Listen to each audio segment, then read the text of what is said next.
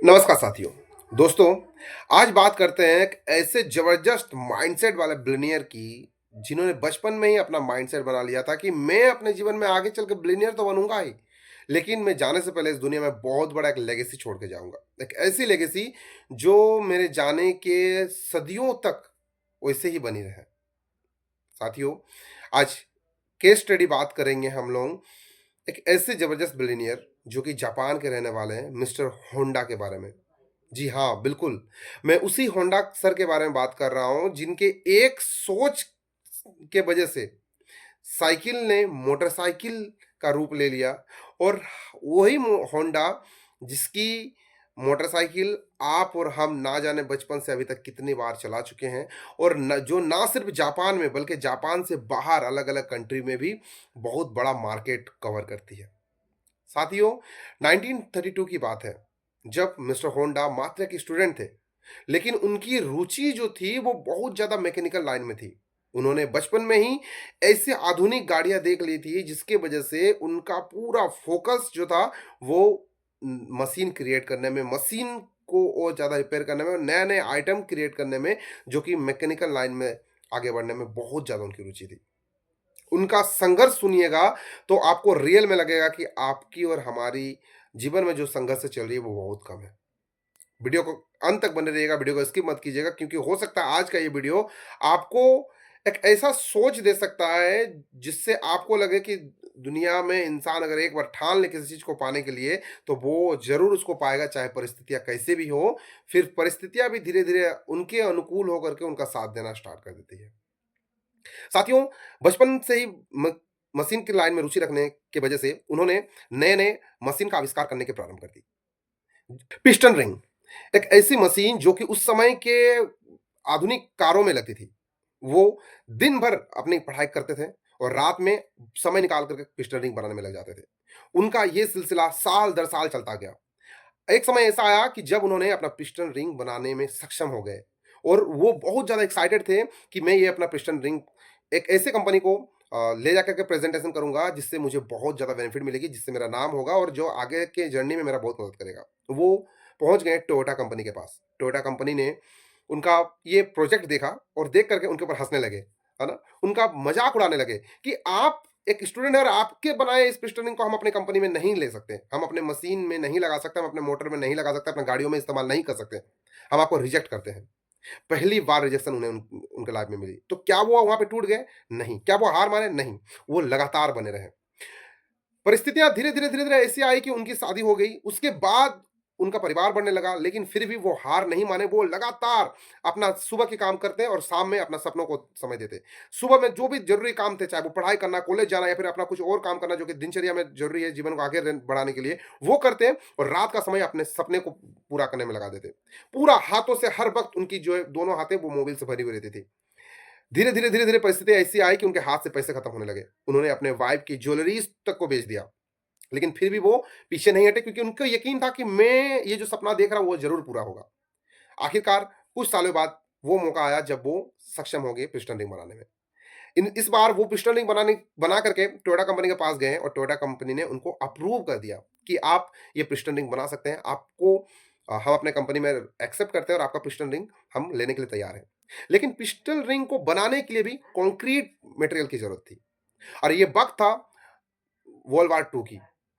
World war 2 होने के कारण जापान में कोई भी कंक्रीट सप्लाई नहीं कर रहा था। जापान की जो गवर्नमेंट है वो उन्होंने स्ट्रिक्टली मना कर दिया था कि जापान में कोई भी कंक्रीट सप्लाई नहीं करेंगे।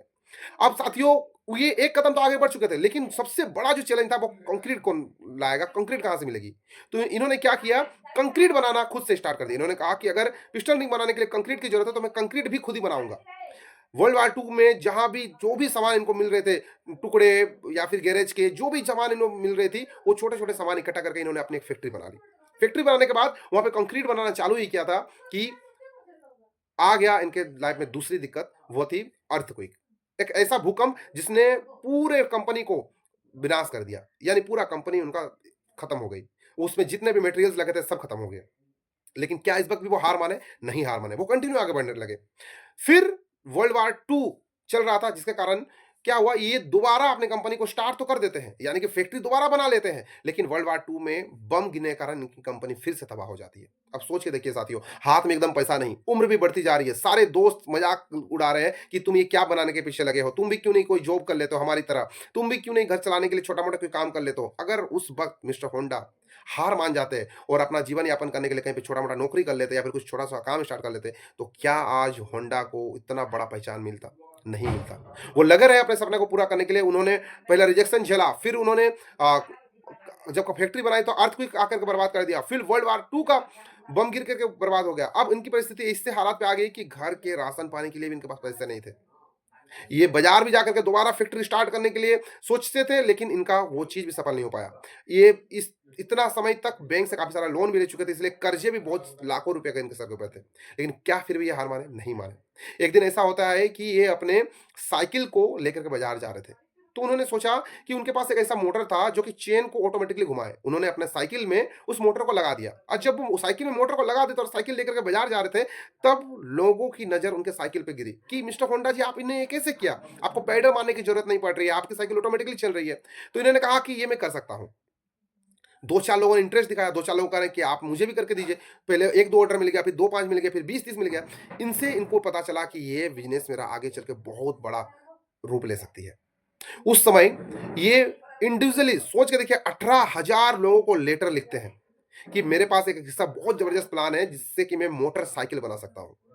और इन्होंने सोचा कि अगर मैं फैक्ट्री स्टार्ट करूँ, तो उसके लिए भी बहुत सारे पैसे की ज़रूरत है और मेरे पास एकदम पैसे नहीं है, तो क्या करूँ, मैं मार्केट से पैसे पहले ही ले लूँ। और उन्होंने उस वक़्त सिंगल-सिंगल करके 18,000 लोगों को लेटर लिखा। 18,000 लोगों में से उनको रिप्लाई मिल गई 3,000 लोगों की। सोच के देखिए 3,000 लोगों ने उनके अप्रूवल को एक्सेप्ट किया और कहा कि मैं आपसे मोटरसाइकिल खरीदने के लिए तैयार हूँ, हम आपको एडवांस देने के लिए तैयार हैं। और 3,000 लोगों से जो एडवांस आई, किसी ने 2 साइकिल ऑर्डर दिया, किसी ने 5 दिया, तो किसी ने 10, तो किसी ने 20 साइकिल का ऑर्डर दे दिया। अब उससे जो पैसा मिला, उस पैसे से ये दोबारा अपनी फैक्ट्री चालू करते हैं, दोबारा अपने काम को स्टार्ट करते हैं और तब तक इनकी उम्र बहुत हो चुका था। यानी कि उनका जो सपना महज़ 7-8 साल से देख रहे थे, ये बहुत साल बीत चुकी थी। लेकिन उस वक़्त भी वो हार नहीं माने थे। और उस वक़्त उन्होंने मोटरसाइकिल बनाना स्टार्ट किया और ये फ़ॉर्मूला, ये आइडिया उनका इतना ज़बरदस्त चला कि आने वाले समय में वो पूरे दुनिया में राज करने लगे, मोटरसाइकिल के फ़ील्ड में। और धीरे-धीरे इनकी पूरी तरह मेहनत रंग लाई और आगे जाकर के ये बहुत बड़ा बिलियनियर बन गए। अब बात करते हैं साथियों आपके और मेरे बारे में। हमारे हर किसी के अंदर ऐसे कुछ ना कुछ टैलेंट है। हम लोग कहीं न कहीं अपने पीछे बैकबोन नहीं होने के कारण, यानी बैक सपोर्ट नहीं होने के कारण हम लोग हार जाते हैं। लेकिन हम लोग परिस्थितियों के आगे हार जाते हैं, हम लोग पैसा नहीं होने के कारण हार जाते हैं, हम लोग बुरा से बुरा परिस्थिति आने के कारण हम लोग पीछे हट जाते हैं। लेकिन दुनिया में जो भी इंसान अर्थ से लेकर के फर्श तक उठा है, वो ऐसे ही नहीं उठा है। उसने भी संघर्ष किया, उसने भी चैलेंजेस को झेला, उसने भी दिक्कतें को देखी है। सिर्फ़ एक वजह से इंसान आगे बढ़ता है कि वो ठान लेता है कि मैं किसी भी हालत में करूँगा, तो धीरे-धीरे परिस्थिति उनके अनुकूल होने लगती है। जब हम लोग किसी एक चीज़ में फ़ोकस करते हैं, तो बाकी चीज़ें ऑटोमैटिकली दूर होती जाती है। और यही सच्चाई, यही तरीके से लोग आगे बढ़ते हैं। मैं ये नहीं कह रहा हूँ कि पैसों की ज़रूरत नहीं है, अपॉर्च्युनिटी की ज़रूरत नहीं है, अच्छा लक की ज़रूरत नहीं है, सब कुछ ज़रूरी है। लेकिन सबसे पहले हमारा माइंडसेट ज़रूरी है कि हम क्या चाहते हैं, हम क्या बनाना चाहते हैं और इस दुनिया से जाने से पहले क्या लेगेसी छोड़ के जाना चाहते हैं। साथियों, अगर ये वीडियो आपको अच्छा लगा है, तो वीडियो को लाइक करें। इसी तरह का वीडियो आगे देखने के लिए मेरे चैनल को फॉलो करें, सब्सक्राइब करें। अपना राय आपको कैसा लगा वीडियो में ज़रूर कमेंट करके लिखें और अपने इन वीडियो को सारे दोस्तों के साथ शेयर कर दें, जिसको इस वक़्त इस वीडियो की ज़रूरत है। मिलते हैं कल फिर दूसरे वीडियो में। राधे-राधे।